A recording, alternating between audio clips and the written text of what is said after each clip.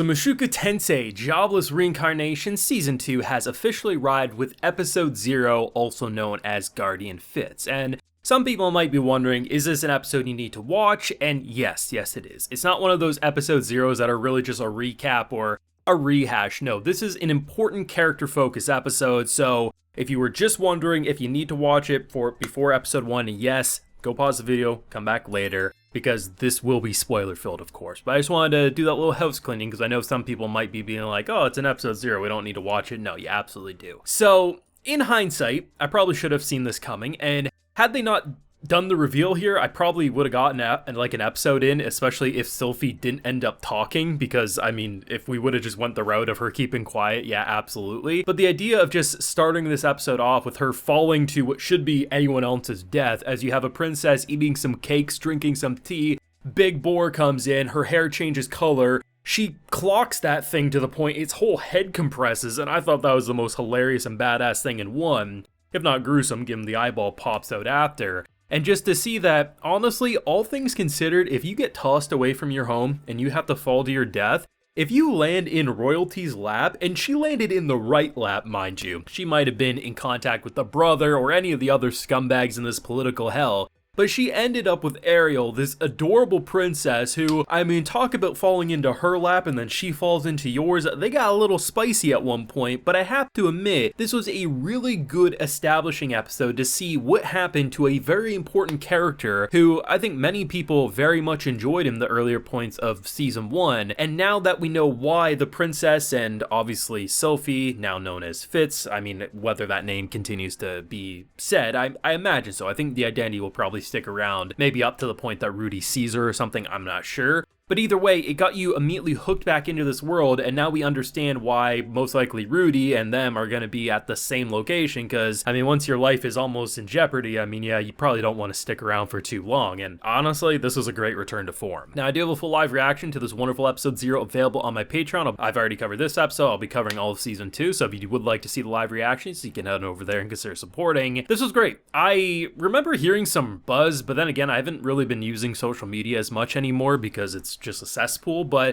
I remember seeing some people say that people were shitting on like PVs and stuff, which was weird to me because when I saw the PVs, the little bits I've seen, I was like, oh, it looks like Mushoku Tensei, I'm fine with that. Staff changes, I mean, it still looks good, looks fine to me, and leaving this episode, it felt like Mushoku Tensei. But then again, what do I know? I mean, people were ripping on Hell's Paradise last season visually, and I liked watching that show every week, so you know what? If that just means I have shit taste according to the internet, at least I get to enjoy something that I enjoy, and I'm not mad because an in-between frame looked a little wonky because, well, it's an in-between frame. For me, though, this just felt like Season 1. It felt like a direct continuation. It didn't feel like the art style or the animation style changed, it just felt like a direct continuation. And I think that's really all I needed it to be, right? Because if you are going to do, you craft such a unique presentation, a very unique directing style, both from the story and character point of view, but most importantly, the visuals, the gorgeous backdrops, the very interesting color palette, like nothing really looked like Mushoku Tensei besides Mushoku Tensei. So Season 2 just immediately continuing, didn't feel like they changed styles.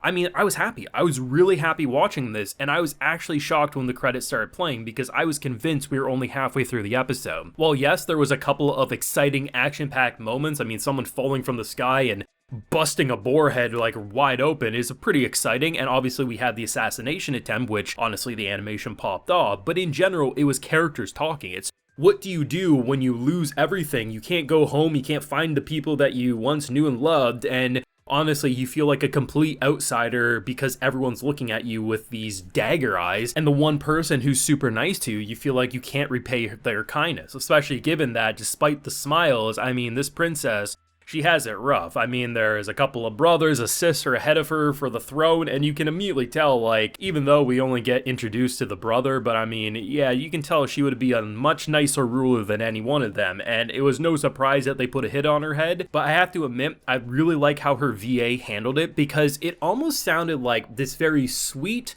shy, timid princess who's not stepping on anyone's toes, but also acts like she doesn't know a whole lot. But we know that she's a lot more intelligent than she lets on. That, oh, she's just here to sing, or oh, of course, she wouldn't want to be sabotaging or conspiring behind family's back. And I like the fact that her VA perfectly captured the role that she needed to be, someone who felt like she has no power, but is always planning for things much greater in the future. And I really liked what they're able to accomplish, and honestly, from a political point of view, it's understandable why someone had a hit on her head, because they can tell like she's up to something well in advance. She's not going to sabotage them tomorrow, but she's making plays that years down the line she probably could. And honestly, it's kind of refreshing that after an assassination attempt, rather than sticking into the castle where it's going to keep on happening, instead you take the advice and you go study abroad and use that time to recollect yourself, gain political influence and power, and it makes a lot of sense. And honestly, I wasn't expecting to really like Sophie and her's dynamic as much,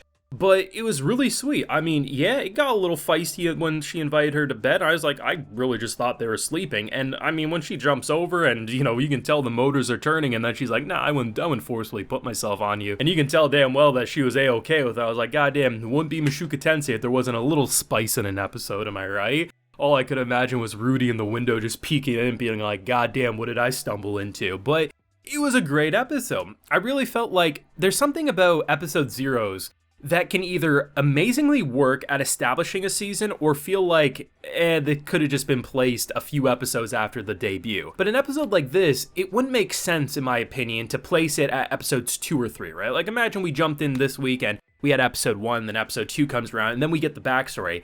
I don't think it works as well. I think this is a perfect way to introduce you to the season, get us up to speed of what happened with Sophie, the new identity and everything. The whole glasses scene, like, you know, I'm basically just hanging this over your head, you're free, but she's not leaving her. It gives a really good characterization story, so now when we jump in next week with episode 1, we're all up to speed, and we're going to be excited to not only see these characters, but most importantly our boy and where he's been and everything he's doing. I loved how it looked like season 1 to me. I thought the music and the voice acting, especially the princess, she was my favorite part VA-wise. And there was a lot of really tight animation moments, whether it was the falling scene. That entire scene was brilliant, and I love how it's directed as such a simple, somber, drinking tea, eating cakes, to then just explode into this very entertaining mess. And not only did she save the princess's life once with that boar, she saved it twice, actually 3 times technically. So she saved, because the boar was probably going to kill them all, the big pig. And then she saved him when they were sleeping, and then there was a second moment when she saved him against the assassin. Like, this princess owes Sophie her life, and honestly, she understands that, and I really enjoyed that dynamic. I'm excited to see where season 2 is going to take us. I've heard nothing but good things about this arc in particular, and I mean, I'm excited to see our girl finally back on the screen, and I mean, this season's going to rock. I'm sure it will. But let me know what you thought of episode 0. How excited are you for season 2 in general? Let me know down below. Leave a like if you enjoyed, subscribe if you're new around here, of course ring that bell so you can get notified when I upload more Mushoku Tensei on the channel, and like I mentioned, full live reaction to this episode and all future episodes of the season are available on the Patreon. And hey, while you're there, you can also get a video shout-out. So today we have Ailun, Ben Liu, CoconutGang, and Benjamin Henderson. So I appreciate the support, everyone. Please take care and have a good one.